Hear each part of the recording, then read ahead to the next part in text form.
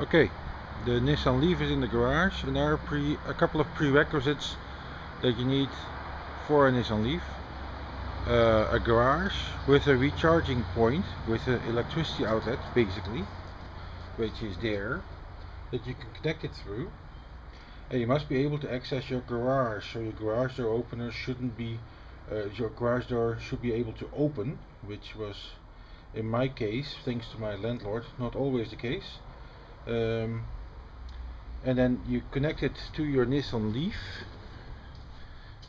with this cable going to the front, which is not that handy because you park in your garage in face forward, and you're most of the time, at least here in America, the garage door, the charging electricity outlets are at the back, because that's where normal people do their work, in the garage. So it's a long cable, and then you have to dive underneath whatever there is there to get to the front to charge it up. But at least it's simple enough to take it out, and you can see then a blue light as soon as you put it back in. You see a blue light lighting up at the dash, and now you see that the thing is fully charged. It could be a bit more, but it was in overnight and it should have been fully charged already, but it didn't apparently do that. At least I'm uncoupling it now, closing the little hatch, putting the cable away, and then let's see how far we are with our range.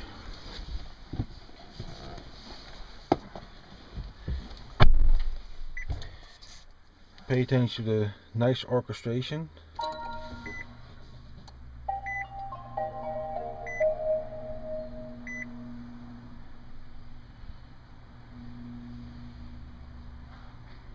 Okay, and after a full night charge, we are at a potential range of 86 miles, and I'm now checking here the status. Driving range options, that's where we are, and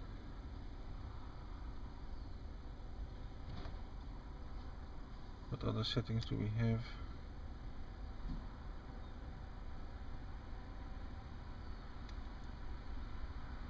Okay, we don't want that. Car wings, charging timer, we don't need that. Energy info, and here on this menu you can see that we have 86 miles on this, which is after full night charging, which is quite irritating when it's being sold as that you can do 100 miles range.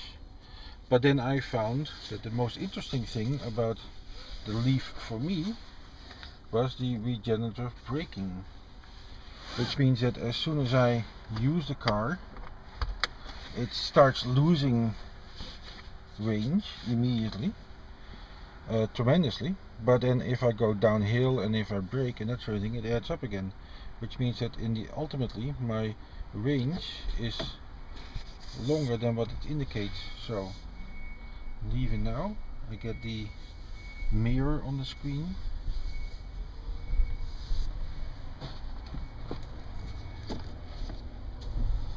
There we go.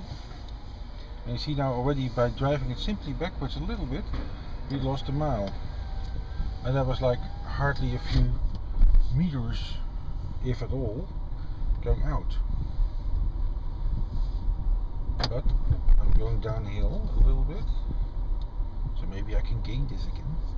It's become a real sport to do this. A sport to go and extend your range as much as possible, even though I tend to keep up with normal traffic and not go extremely slow or anything like that. And it does accelerate like you wouldn't believe. So now we're back to 86 miles, you see, simply by going downhill.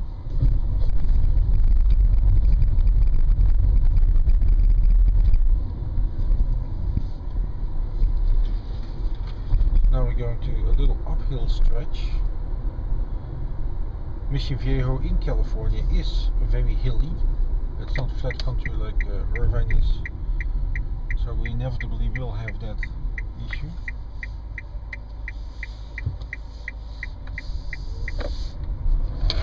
See, we can accelerate darn quickly with this thing.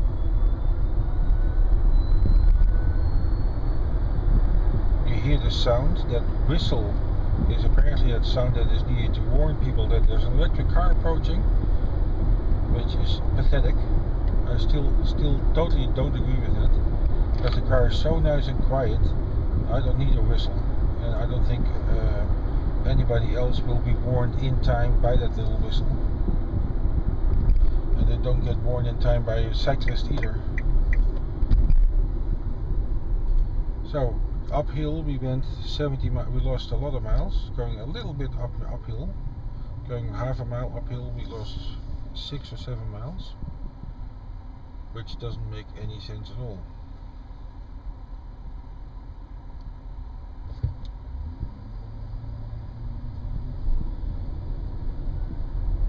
And since there was a traffic light, it's not ideal to regenerate that lost energy.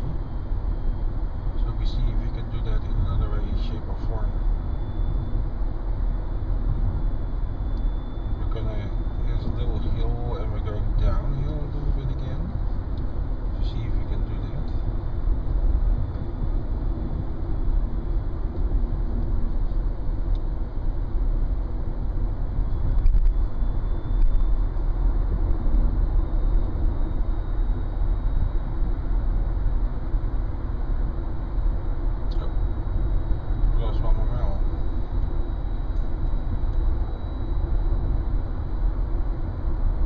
But you see now that it goes a lot slower than before when we're actually accelerating like. Although I'm driving pretty normal still.